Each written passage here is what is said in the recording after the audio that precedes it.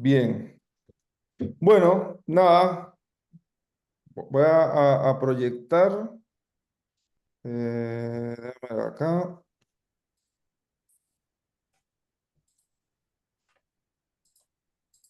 Compartir.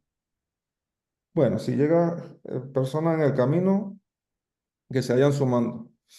Bien, un poquito por qué traigo un poco este webinar.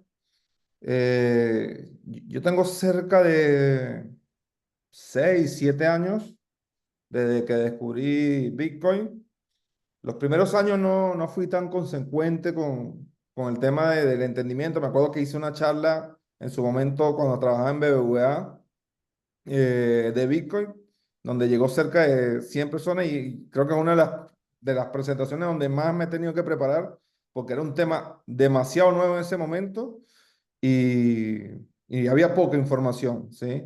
Ya en la actualidad, bueno, hay mucha información, ya Bitcoin tiene cerca de 15 años, ha madurado mucho como activo y en los últimos tiempos, los últimos 4 años, he estado muy metido dentro del el mundo no sé si de las criptomonedas, pero sí de Bitcoin y hace un año que me independicé, he estado mucho más metido en el tema de la economía y el mercado y ahí descubrí realmente cómo funciona el sistema monetario y por qué Bitcoin es una herramienta que nos va a ayudar de cierta forma en el futuro a resolver ciertas problemáticas que tenemos dentro del sistema. Y por eso le llamo despertar para salir del sistema. Bitcoin pasado, presente y futuro. Bien. Ok. Dos consideraciones importantes acá. Tomar nuevas perspectivas, tratar de ver las cosas de una manera distinta y mucha apertura. Mucha apertura porque esto es un paradigma totalmente distinto y que cambia un poco las reglas del juego. ¿Bien? Entonces, mi objetivo principal en este espacio es proporcionar a los participantes una comprensión de lo que es Bitcoin y sus bondades y lograr un poco de conciencia sobre lo que es el sistema monetario. ¿Bien? De igual forma, mencionar que esta información tiene un carácter informativo y divulgativo, no supone bajo ningún término una recomendación de compra y venta de Bitcoin. Todo inversor, toda persona que quiera adquirir, tiene que previamente hacer su análisis, su investigación, antes de tomar una decisión de poder adquirir un activo digital o un activo de cualquier tipo. Bien, dado eso, vale la pena un poco repasar cómo es la historia del dinero, que es parte del pasado, presente y lo que será básicamente el futuro, que lo vamos a ver un poquito más adelante. Pero sabemos que eh, hace muchos años atrás, de hecho cerca de 9000 años antes de Cristo, la única forma que había para intercambiar servicios o bienes era a través del trueque, ¿sí? Ya sea por grano, ya sea por ganado, ya sea por tela, etcétera. De hecho, en Venezuela, que pasa por una situación bastante complicada, se hace trueque. Hay un pueblo donde es la familia de mi esposa, donde tenemos nosotros café. La gente hace trueque con café, ¿no? Da 1 kilo de café y te entregan, no sé, carne, etcétera. Pero bueno, eso es dado la situación que está viviendo el país, pero hace muchos años, obviamente, esa era la forma de intercambiar bienes y servicios, ¿verdad? Esto fue evolucionando cerca de 8000 años después, es decir, 1000 antes de Cristo, donde se empezaron a construir las primeras piezas como monedas metales, ¿no? Y esto surgió un poco desde China, que era una manera que le damos un valor a estas piezas, metales, y a través de él hacíamos intercambio. No es más, sino hasta después del 600 antes de Cristo, donde se le da un valor muy importante a lo que es el oro y obviamente también a la plata, pero principalmente al oro, dado que es un bien material preciado, ¿no? ¿Y por qué es preciado? Porque es escaso, es difícil de adquirir, ¿verdad? Y no todo el mundo pudiese obtener oro en su momento. Bueno, ese era por mucho tiempo el mecanismo de intercambiar bienes y servicios dentro de lo que es una economía como tal, ¿no? Ya más o menos después de Cristo, en el año 800, surge el primer papel impreso que representa moneda, que representa un valor, y que de cierta forma también surge desde China y le dan un valor a esto básicamente representativo por oro, ¿no? Y esto es donde uno empieza a surgir un poco el cambio o la evolución de tener monedas a tener papel. ¿Por qué? Por unas bondades que tenía en su momento. El oro no es tan fácil trasladarlo, es pesado, es poco fungible, es decir, tú dividir una pieza de oro en muchas partes era sumamente complicado, ¿no? Entonces, empieza a surgir un poco este mecanismo. Ya bueno, en el año 1400 empiezan a surgir el concepto del banco y el banco entra a actuar como un ente eh, que es centralizador del intercambio de valor entre los bienes y servicios a través de estos mecanismos monetarios, ¿sí? Bueno, ya en 1871 empieza a ocurrir el tema de las transferencias y, bueno, las tarjetas de crédito que surgen más o menos en 1950 en los Estados Unidos, básicamente en Nueva York. Bien, entonces, básicamente es un contexto breve de la historia de cómo ha surgido el dinero, ¿no? Y que son elementos importantes dentro de lo que es una economía. Pero ciencia cierta, en la actualidad, es un papel, ¿sí? Es un papel donde le damos un valor eh, y que de ciencia cierta representa algo que como sociedad decimos que tiene un valor, ¿no? Para poder adquirir bienes y servicios, ¿sí? Ese valor muchas veces y por un buen tiempo estaba equiparado por el oro, ¿sí? El oro por muchos años ha sido el recurso precioso que nos genera ese valor dentro de una economía. Y hasta cierto punto, bueno, X cantidad de oro equivaldría a X billeticos de estos que en la actualidad le hablamos de dólar, ¿no? Mucho de esto, de lo que vamos a estar hablando en la sesión, vamos a estar orientándolo a lo que es el dólar, porque obviamente en la actualidad la moneda de reserva internacional es el dólar, ¿no? Y por eso mucho de lo que estemos hablando aquí, pero vamos a ir viendo que esto está en decadencia, ¿sí? Pero bueno, esa paridad que existe dentro del dólar y el billete, que es el dólar, perdió esa paridad, ¿sí? Y esa paridad se perdió gracias al presidente Nixon, donde eliminó ese patrón oro, ¿sí? Y eso a través de lo que fue dándole fin a lo que era el acuerdo de Bretton Woods, que fue un acuerdo que se estableció más o menos en el año 1940, 44, en ese rango, esto después de la Segunda Guerra Mundial, donde dentro de ese acuerdo se estableció que el patrón oro-dólar era el que generaba un poco la paridad de cuánto vale el dólar en la economía mundial, ¿sí? Bueno, en ese momento también se creó el Fondo Monetario Internacional, se creó el Banco Mundial y se creó obviamente la creación de este Acuerdo General de Aranceles y Comercio, donde el comercio internacional mundial se regía bajo el dólar. Es decir, el dólar empezó o oficialmente ya venía en su evolución tomando como ese peso dentro de moneda de reserva, pero ahí formalmente se desarrolló ese patrón oro, ¿no? O patrón dólar oro. ¿Qué pasa? El 15 de agosto de 1971, justo 10 años antes que yo naciera, porque es el 15 de agosto que yo nací, el presidente Nixon declara inconvertible el dólar oro. Y esto genera un punto de inflexión dentro de la expansión de la economía de los Estados Unidos y a nivel mundial, porque ya el dólar pasa a ser moneda fía. ¿Y qué significa fía? Fía de latín viene de hágase, es decir, es por decreto, ¿sí? Es decir, ya yo decir que tengo un dólar equivale a tanto de oro, tanto de oro, eso se perdió. Ya esa paridad no existe. ¿Qué lleva a esto? Que bueno, que los procesos expansivos monetarios de los Estados Unidos me llevara a que empiece la impresión de dinero, ¿sí? Bueno, como yo soy los Estados Unidos, soy la moneda de reserva de valor, esto me genera unos beneficios muy grandes dentro de lo que es la economía global.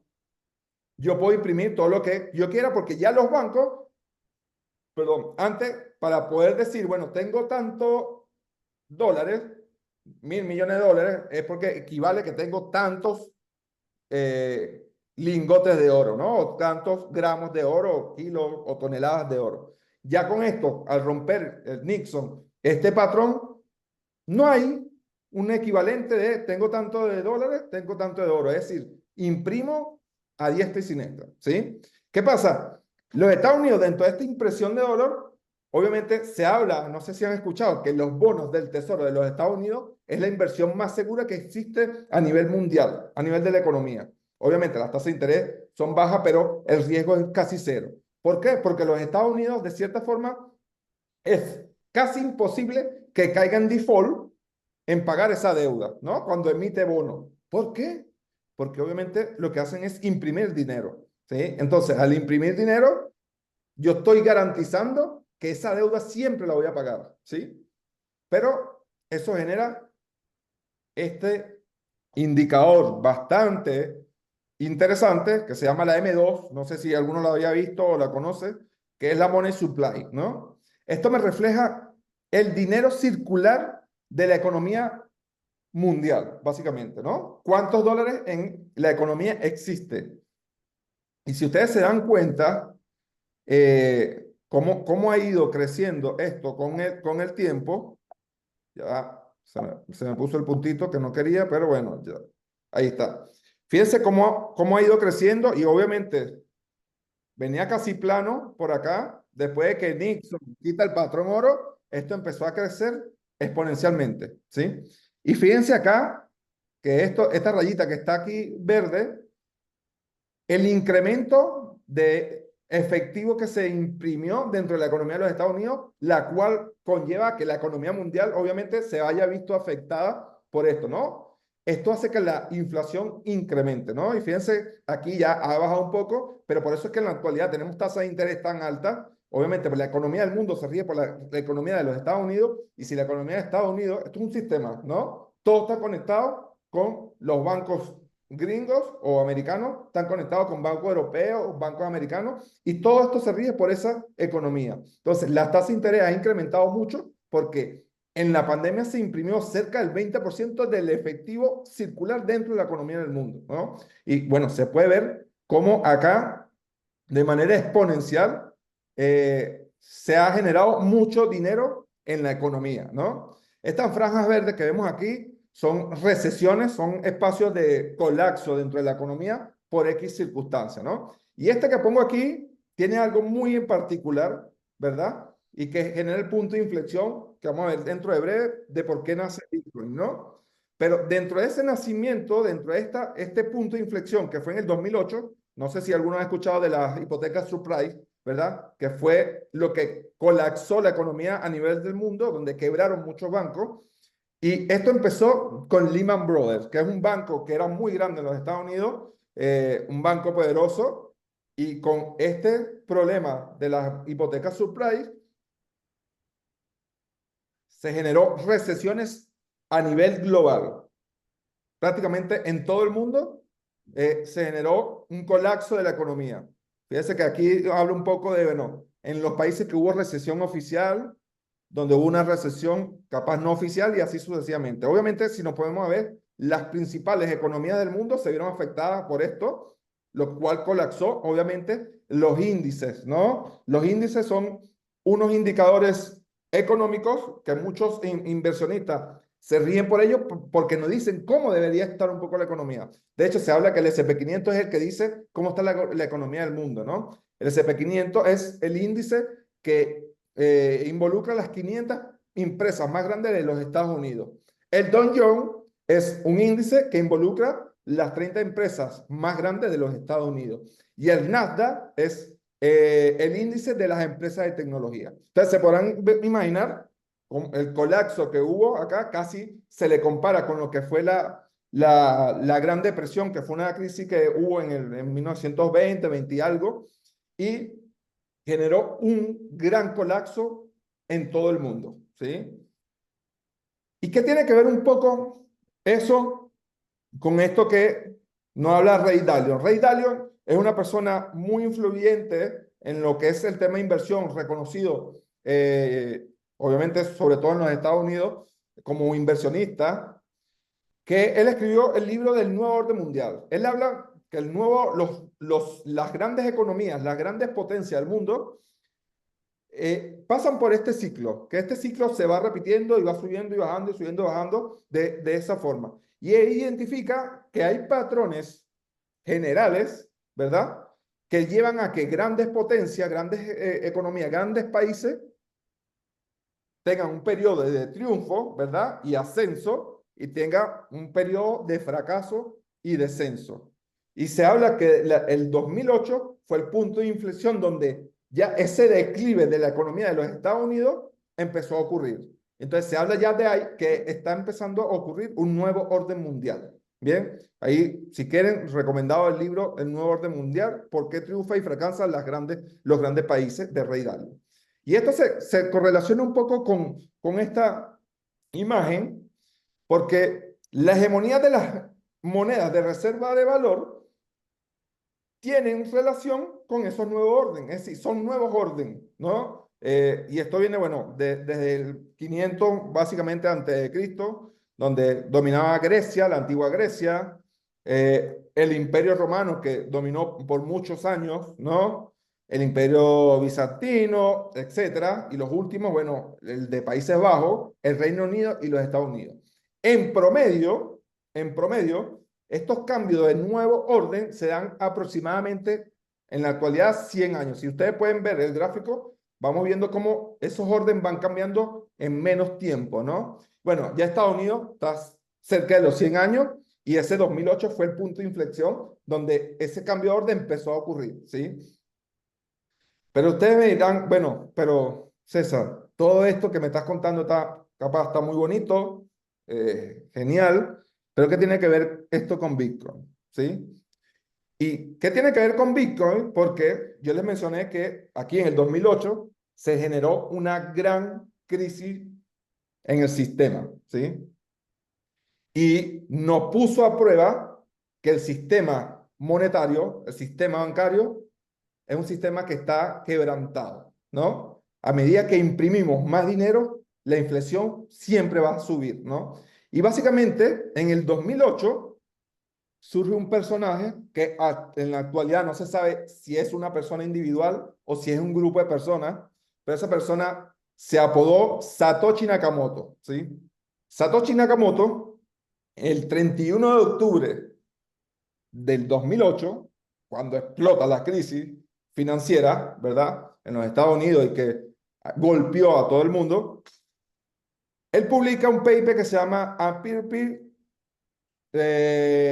To-Peer-to-Peer Electronic Cash System, ¿no? Es decir, sistema electrónico de efectivo persona a persona, es decir, saca a los intermediarios. ¿Por qué? Porque el intermediario, que eran los bancos, eh, son un peligro para la economía, ¿sí? Y él desarrolla esta tecnología que está basada en blockchain, y ahorita vamos a ver algunos elementos de esto, y lo que busca es quitar ese poder que tienen los bancos dentro de lo que es la economía y darle y entregarle ese poder a las personas individuales, ¿sí? Entonces, cuando nosotros hablamos de un Bitcoin, un BTC, es igual a 100 millones de Satoshi.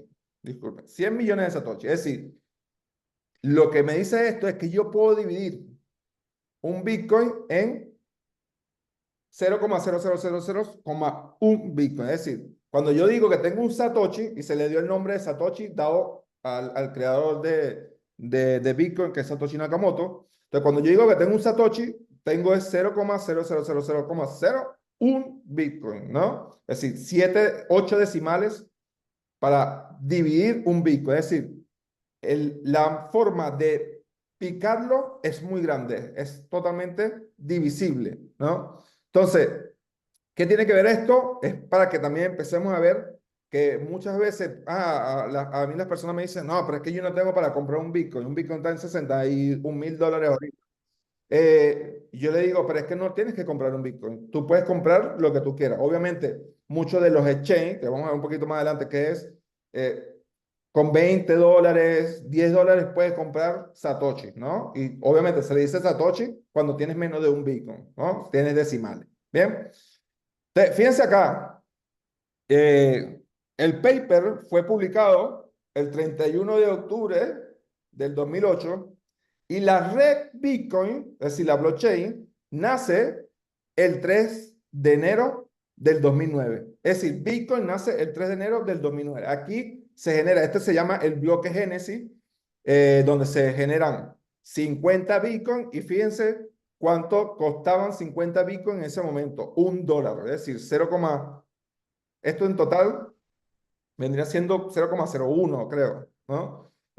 No valía prácticamente nada, ¿bien? Pero bueno, este es el bloque Génesis, que es el que lanza el sistema Bitcoin dentro de lo que es la blockchain, ¿sí? Les traigo esta imagen como para que vean, y esto es una imagen recién de la semana pasada, del 26 de junio, donde alguien del 2010, alguien que compró Bitcoin por allá en el 2010, movió de su wallet 49, 50 Bitcoin, porque aquí no llega a los 50 por el fee, ¿no? Que es la comisión. Y eso equivaldría ahorita a $3 millones, ¿verdad? En su momento eso capaz fueron $5 más o menos. Y el fee que está pagando son $2. Empiezan a ver un poco algo que tiene esto que, bueno, ¿cuánto le cobran una comisión en una transferencia internacional por swing? Yo he llegado a pagar hasta $30, ¿no? Y pasa y tarda como 4 o 5 días en llegar. En Bitcoin se mina un bloque cada 10 minutos. Es decir, tú puedes mandar dinero de Japón a Nueva York en cuestión de minutos, ¿sí? Bien, vamos a entrar en una partecita capaz un poco aburrida y técnica, que no es la idea un poco de esta sesión, pero que es importante entenderlo para entender un poco qué es Bitcoin, ¿no?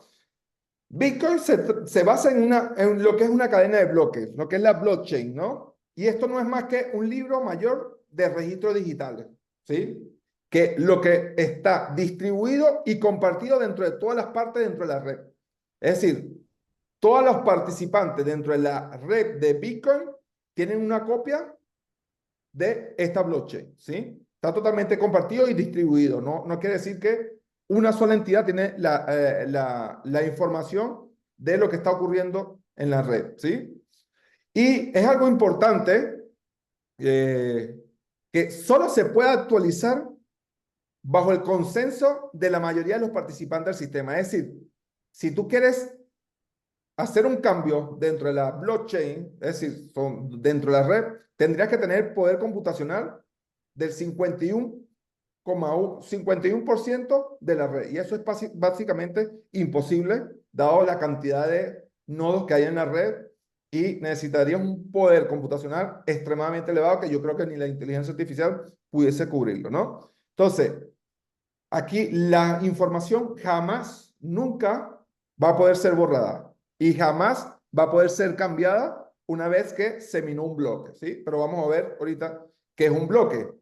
Un bloque es un conjunto de transacciones, como una bolsita, donde en esa bolsita van las transacciones que se están ejecutando dentro de esta blockchain, ¿no? Y esto tiene, bueno, un indicador del bloque, el conjunto de transacciones, es decir, todas las transacciones, el nonce, ya le voy a decir que es el nonce, un código alfanumérico que enlaza con el bloque anterior y un código alfanumérico que va a enlazarse al bloque futuro. Y esto se le llama hash, que es un número alfanumérico bastante largo, que si lo ven acá, el hash es esto, ¿ves? Fíjense que es un número que tiene caracteres y números, ¿verdad? Y es la que identifica a esa transacción, ¿sí? Bueno, los bloques también tienen un hash, ¿no? Que lo identifica dentro de la red, ¿sí?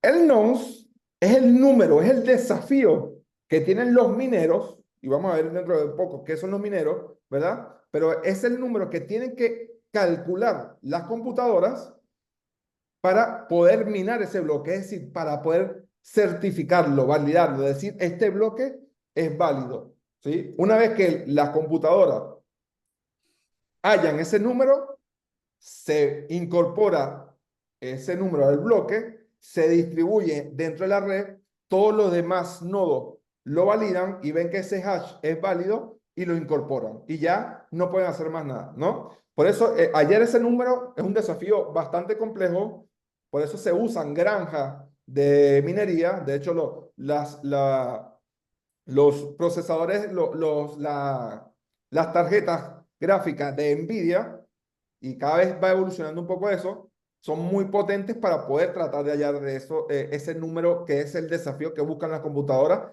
para poder ganar Bitcoin dentro de lo que es su trabajo. Bien, una transacción, bueno, es simple, una transacción no es más que un mensaje que se envía de un lugar a otro, ¿sí? Tiene un destinatario, ya le voy a decir qué es esto. Tiene la información a transferir desde el emisor al receptor, es decir, yo le envío Bitcoin a Erika, ¿no? Y toda la información que está ahí.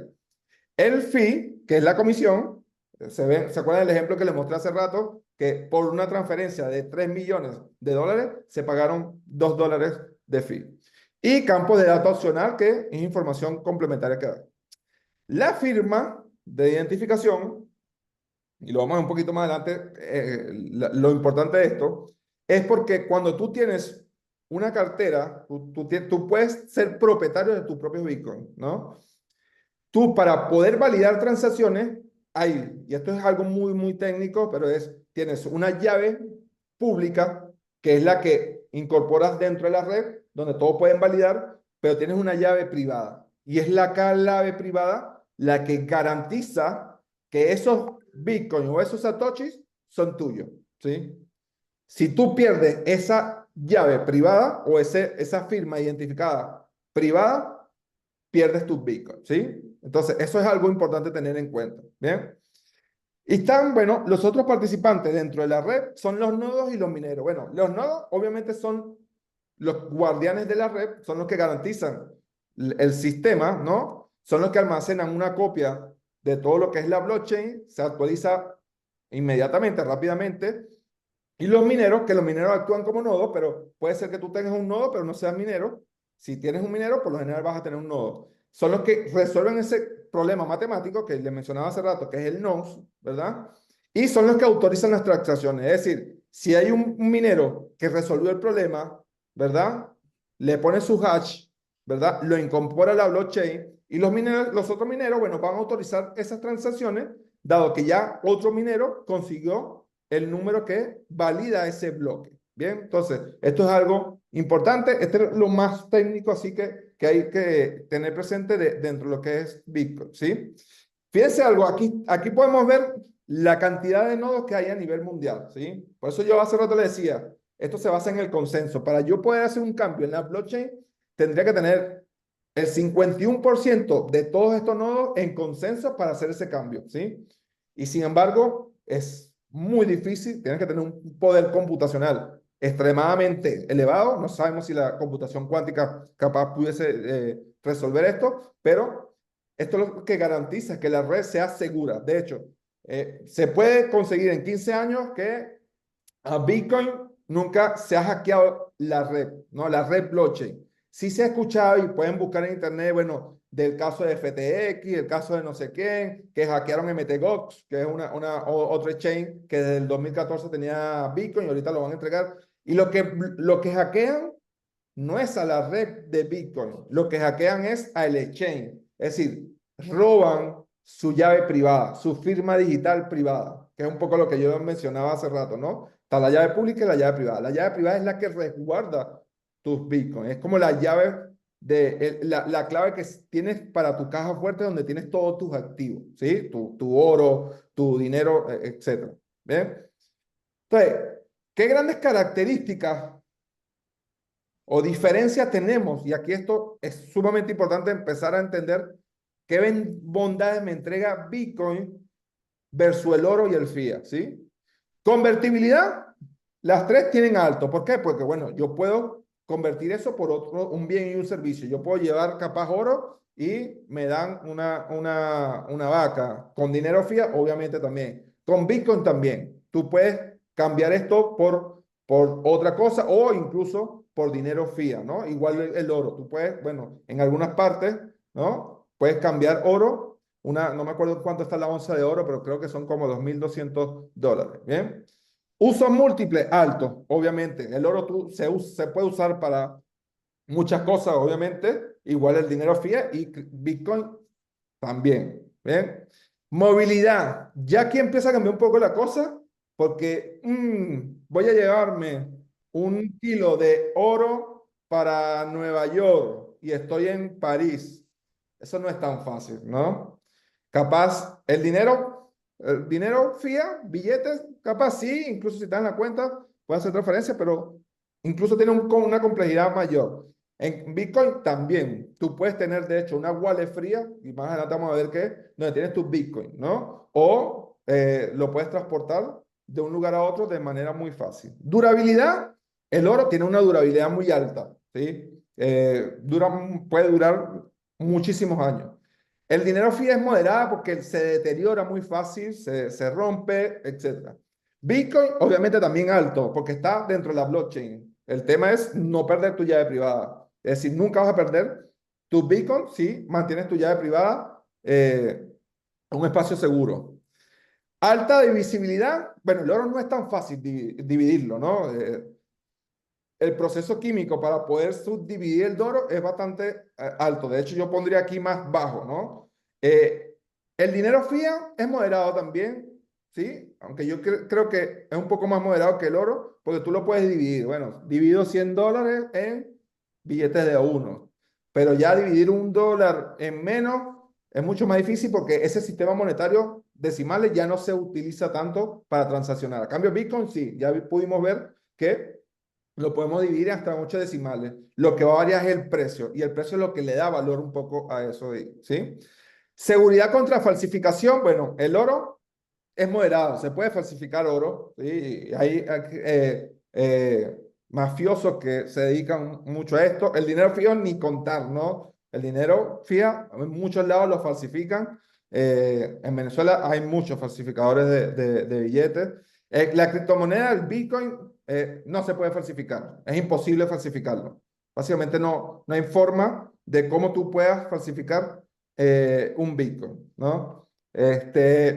Facilidad para llevar a cabo transacciones. Bueno, el oro es un poco más difícil, ¿no? A pesar de que tú puedes comprar algo con eso, pero no es que tú vas a ir al mercado con una moneda de oro y le vas a dar a alguien y mira, dame 2 kilos de arroz. No, es mucho más difícil, ¿no? Obviamente el dinero fiat nació y se utiliza mucho más para transacción. Bitcoin, la adopción está creciendo mucho, el poder pagar con Bitcoin. De hecho, hay una red paralela que es la Landing Network, que es para pagos bajos, ¿no? No necesitas tener todo. Si tienes un Bitcoin, capaz no es tener tu Bitcoin ahí en esa wallet, sino tienes 0,5, 0,003 Bitcoin y te sirve como para pagar café, pagar un desayuno, etcétera. Ya hay muchos países que están aceptando Bitcoin. De hecho, Costa Rica, he leído muchas noticias donde ya hay cerca, creo que vi hoy, más de 300 comercios que ya aceptan Bitcoin. En El Salvador, que es un país que acepta, es el primer país que acepta Bitcoin como moneda de curso legal, también hay muchos lugares donde se acepta Bitcoin. En Colombia también. De hecho, en Santiago de Chile ya he visto cajeros en Bitcoin, etcétera. Entonces, la adopción está en ascenso, ¿sí?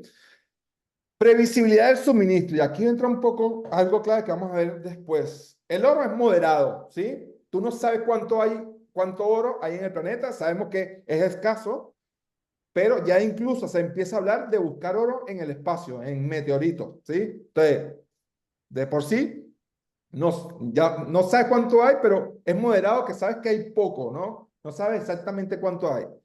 Del dinero fiat es bajo. Pudimos ver la M2 como tiene una forma exponencial y no sabemos cuánto van a seguir imprimiendo dinero continuamente, ¿no? Hasta obviamente generar nuevos colapsos económicos. De Bitcoin es alto. ¿Y es alto por qué?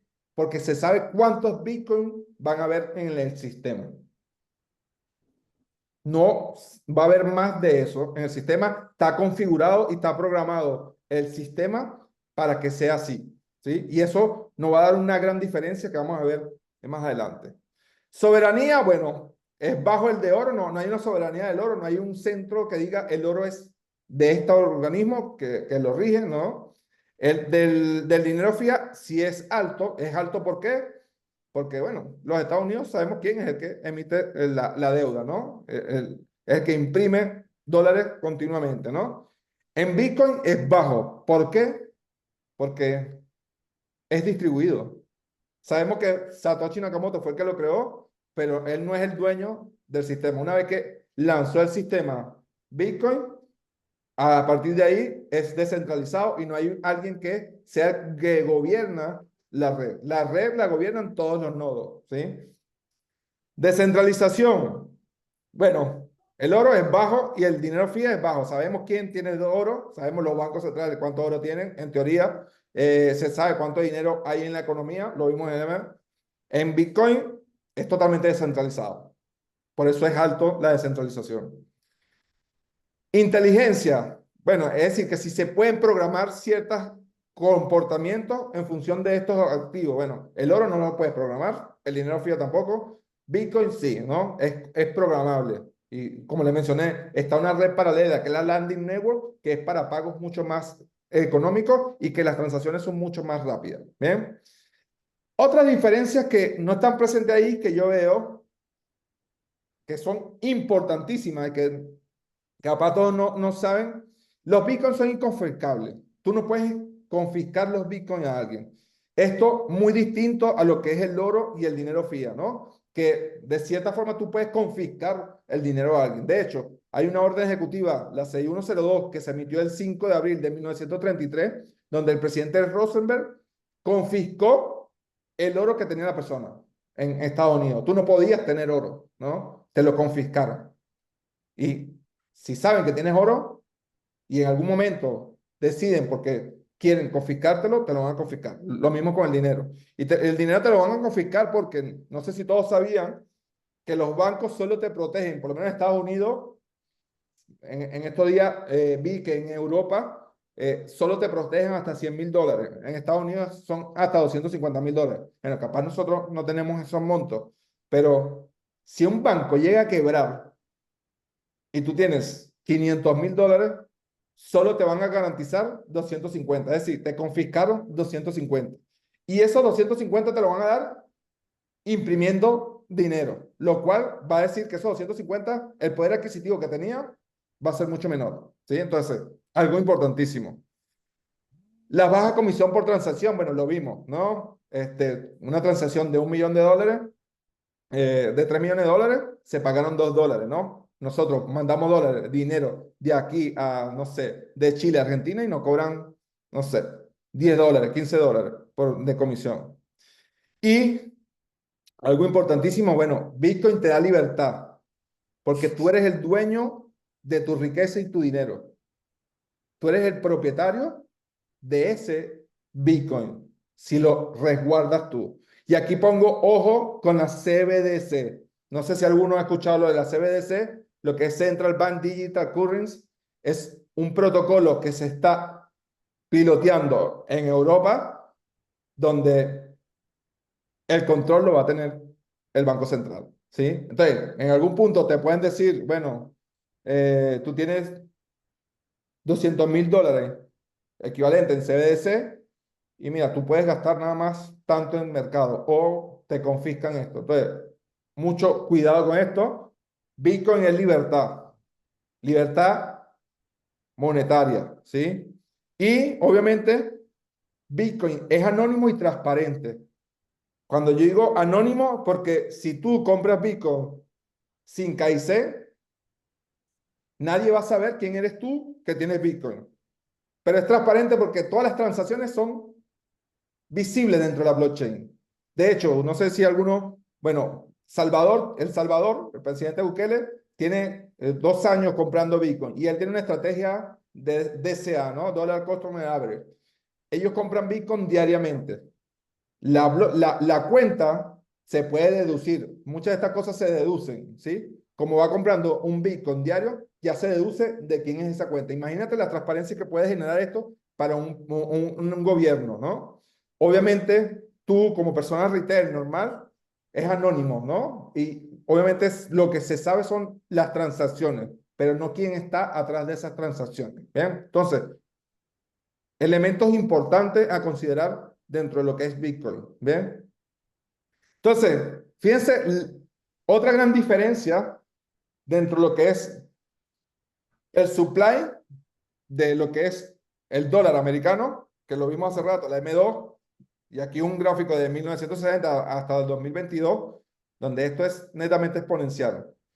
Bitcoin es inverso a esto, ¿no? El supply de Bitcoin va a ser 21 millones, como se refleja ahí, y el último Satoshi, porque no voy a decir Bitcoin, el último Satoshi se va a minar en el año 2140, ¿sí? Entonces, cosas importantes a considerar. Fíjense cómo ha sido la devaluación del dólar a través del tiempo, ¿no? Más o menos en 1913, con un dólar, tú podías comprar hasta 30 barras de chocolate Hershey, ¿sí? Ya en la actualidad, solo puedes comprar un café de McDonald's, ¿sí? Esto me refleja un poco cómo ha sido la devaluación del dólar a través del tiempo. Y obviamente, dado a esto, que vamos imprimiendo dinero constantemente. ¿Bien? A cambio, la diferencia, la devaluación del Bitcoin tiene esta forma, ¿no? Eh, Partimos con acá. Esto es cómo se va a ir imprimiendo, es el supply que se va a ir generando de Bitcoin. Está contrario, ¿no? Esta es la inflación que se está generando en Bitcoin y esto es lo que se está generando en el sistema, ¿no? En la red blockchain. Y bueno, ahorita, en este momento estamos como por acá. Hay cerca de 10 casi 20 millones de Bitcoin en circulación y estamos con una inflación cerca de menos del 1%. ¿Sí? Está por acá el tema de la inflación. ¿Bien? Y la inflación del Bitcoin va en decadencia. Obviamente porque la oferta disminuye, pero la demanda va a ser creciente. Y lo vamos a ver en breve ahora, ¿no? En estos elementos vimos aquí unas rayas, que es algo importante también a tener consideración dentro de lo que es el sistema de Bitcoin, que es el halving. No sé si alguno ha escuchado lo que es el halving, capaz alguna vez han leído esa palabra, han escuchado esa palabra por ahí, pero el halving lo que me dice es cómo se va generando el Bitcoin en la economía de Bitcoin, ¿no? En el sistema. Entonces, en el 2009, cuando se lanzó, que yo les mencioné ahorita, ahí el 3 de enero del 2009, que se lanzó la red Bitcoin, en ese momento los mineros ganaban 50 Bitcoin por bloque minado, ¿sí? En noviembre del 2012 ocurre lo que es el halving. El halving significa es dividir a la mitad.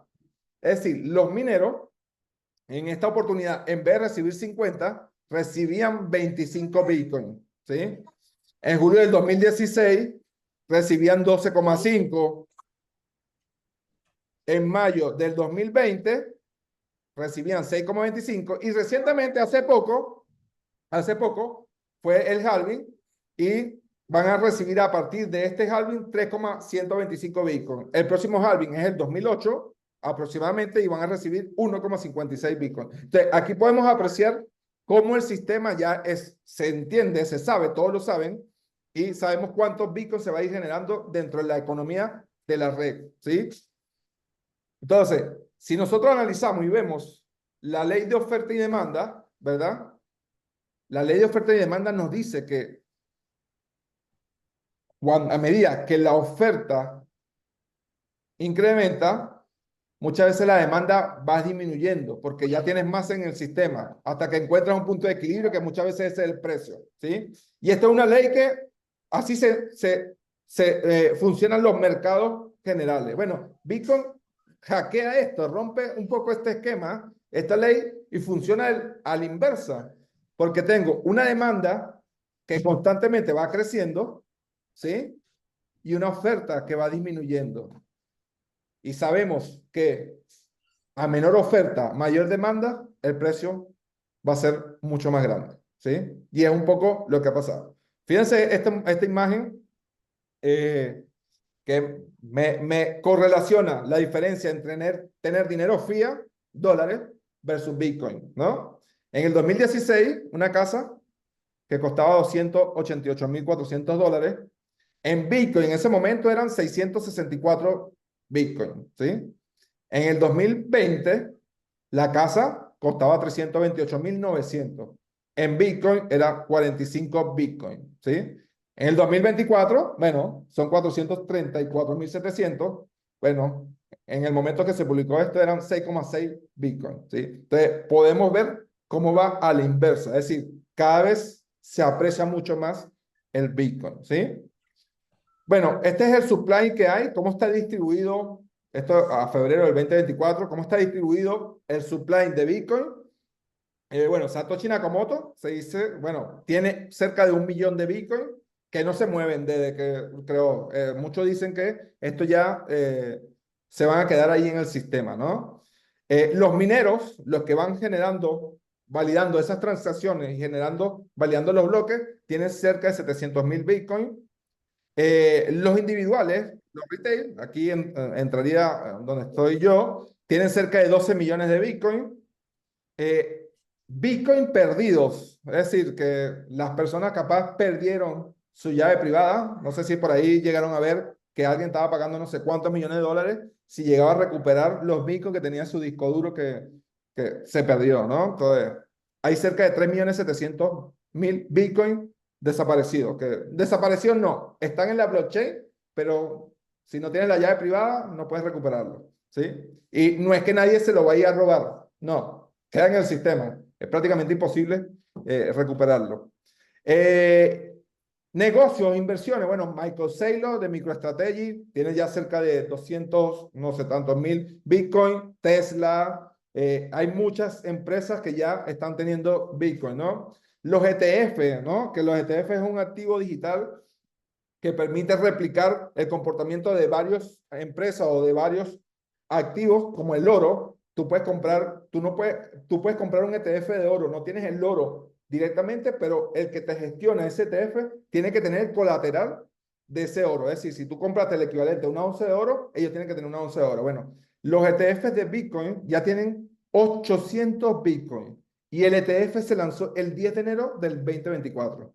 Estos monstruos ya están apoderándose del Bitcoin circular. Y hay que tener mucho ojo con esto porque son los que van a querer tener todo el circular de la economía de esto. Esto en apenas 6 meses, ¿no? Los gobiernos, bueno, tienen cerca de 5.600 Bitcoin y quedan por minar, es decir, por minarse. Y fíjense, de aquí a 2140, quedan por minarse 1.380.000 Bitcoin, ¿sí? Entonces, solo el 6%, ¿bien?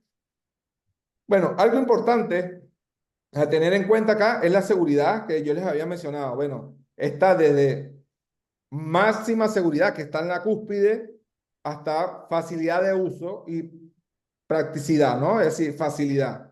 Obviamente, lo más seguro que existe es tener tu cartera fría, es un hardware, ¿no? Ese hardware es un wallet chiquitito, es como un pendrive, donde ahí tú guardas tus Bitcoin, pero eso te da la responsabilidad de saber tu llave privada y tu llave pública, es decir, tú eres dueño de tu Bitcoin, ¿sí? Bueno, después puede ser que tengas aplicaciones de cartera de software, como puede ser un teléfono celular, un computadora, tú lo puedes guardar ahí, ¿no? Pero obviamente corres el riesgo de lo que habíamos mencionado.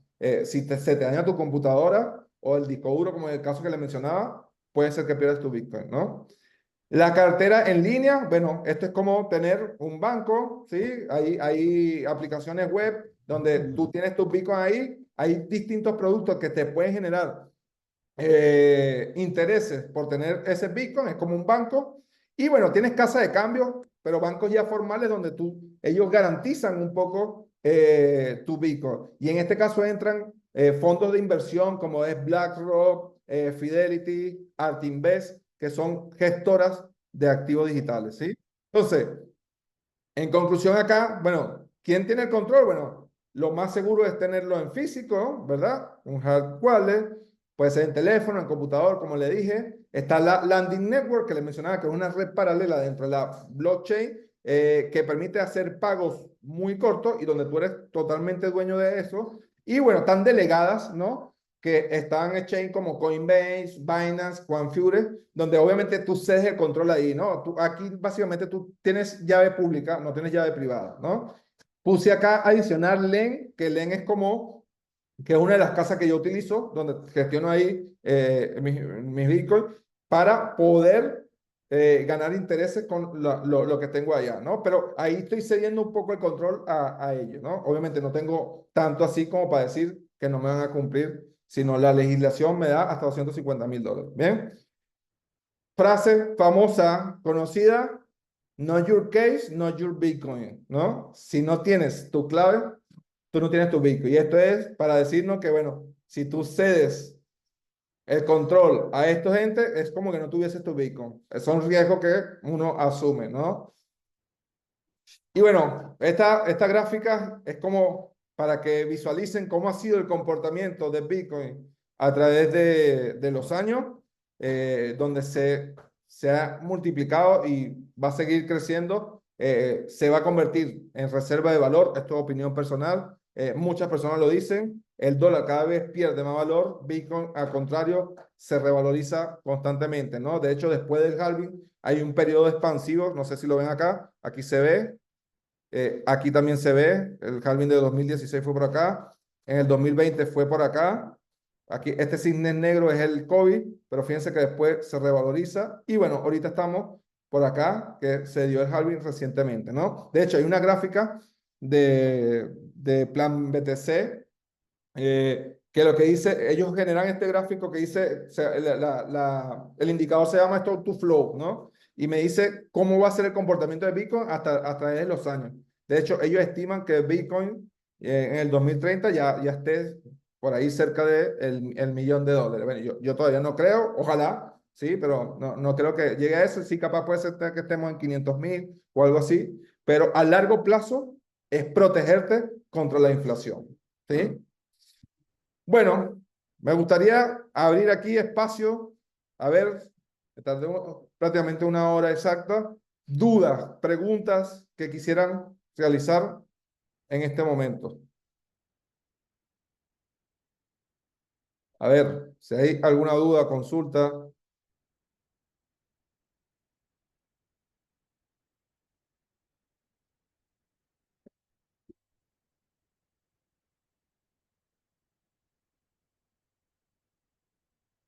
¿ninguna duda? ¿Ninguna consulta? ¿Cuál es el precio actual del Bitcoin? El actual right now, Ujú. eh, $62,000. ¿Y cuál es el mínimo de inversión? Ah, no sé, depende de dónde lo vaya a comprar. Por lo menos Buda creo que son 25,000 pesos aquí en Chile lo que puedes comprar. Ojo,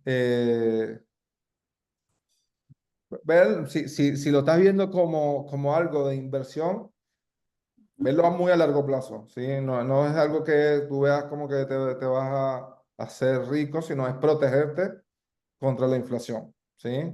Es hacer Claro. tu libertad más adelante, ¿no? Y ojo, apenas ahorita, bueno, se dice, hay cerca de 8.000 millones de habitantes en el planeta.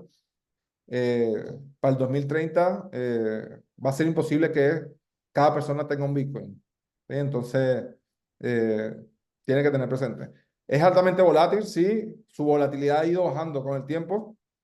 Antes corregía un 70, un 80%, pero obviamente su margen de expansión cuando está en alza, cuando la demanda supera la oferta, es tan grande que los incrementos han sido espectaculares. En este ciclo, bueno, se escuchan muchas estimaciones. Se escuchan los 100,000, se escuchan los 150,000, los 200, etcétera. Yo, largo plazo, ¿no? Es mi vejez, básicamente. Súper. ¿Y cuál de las plataformas digitales para hacer la inversión consideras tú que puede ser la más segura? O sea, de todas las que Mira, hay. está Binance, Binance es el exchange por excelencia. Lo ideal es que si vas a comprar, compres y lo mandes a una wallet fría, ¿no? Que sea por resguardo, ¿no? Ahí y que tú vayas guardando tus Bitcoin ahí. ¿Bien? Aquí hay una pregunta. En el ejemplo que nos mostraste había un fee. ¿Ese fee a dónde va a parar? Ah, buena pregunta. El fee es para los mineros, ¿sí? De hecho, ahí en las transacciones vimos en el halving que ahorita se están generando tres, no me acuerdo, tres coma tanto, tres coma y tanto, vamos a verlo rapidito acá. Se están generando 3,125 Bitcoin por bloque minado. Bueno, los mineros se llevan ese 3,175 y se llevan el fee de todas las transacciones que entran en un bloque. No me acuerdo exactamente cuántas transacciones entran en un bloque, pero pueden llegar a entrar creo que cerca de 3.000. No, ojo, le miento, no le voy a decir un número porque no estoy seguro, pero son muchas transacciones. Ese fee, la suma de todos esos fees, de esos Satoshi, eso se le suma a los mineros cuando validan el bloque, ¿no? El primero que descubre el nonce es el que se lleva la recompensa, ¿sí? Por eso, obviamente, y esto tiene un costo elevado computacional, por eso se habla mucho también de energía verde, por lo menos creo que en Salvador hay cerca de un volcán, están tratando de usar la energía volcánica para generar Bitcoin. Y en organizaciones donde se pierde energía, están tratando de usar esa energía para poder minar Bitcoin. Entonces, es una manera rentable de no desperdiciar esa energía y ser un poco más empresa medioambiental, ¿no? Pero va a los mineros, básicamente. Entonces, los mineros se llevan 3, algo y no sé, depende del hash rate, el hash rate es el poder computacional que está en la red, se llevan un poco esos bitcoins, ¿no? Cuando la red está congestionada, los fees por lo general aumentan, ¿no? Porque hay muchas transacciones ejecutándose y se compite por ese hash rate. Bien, no sé, espero haber respondido, Fred. Eh, Eso, no sé, dudas, algún comentario, pregunta adicional. ¿Alguien más? No sé.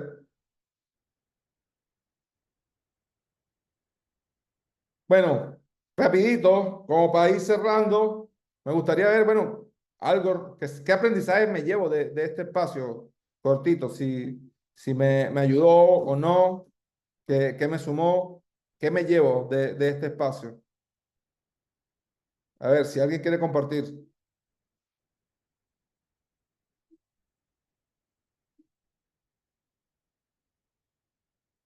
¿Nadie?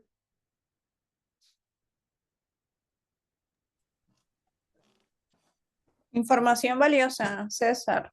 Este, sabemos que hay mucha información en las redes, en internet. Hay gente, de hecho conozco algunas personas, amistades incluso que vienen hablando del tema hace rato, pero así como que te dieran en detalle de cómo funciona, bueno, no vemos, por lo menos en mi caso no he tenido la oportunidad.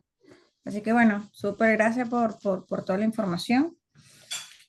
Ahí interesante empezar a mirar eso a futuro, como dices tú, pues para ir protegiendo un poco ese dinero que deberíamos de Tus tener en nuestra inversiones. vejez. Oh, yo espero tener mi vejez asegurada. Yo no voy a vender Pues, una parte hasta el 2030 al menos. Eso es lo que yo espero. bien, súper. Bueno, Muchísimas ahí gracias. gracias Fred también por el comentario. Voy a parar la grabación.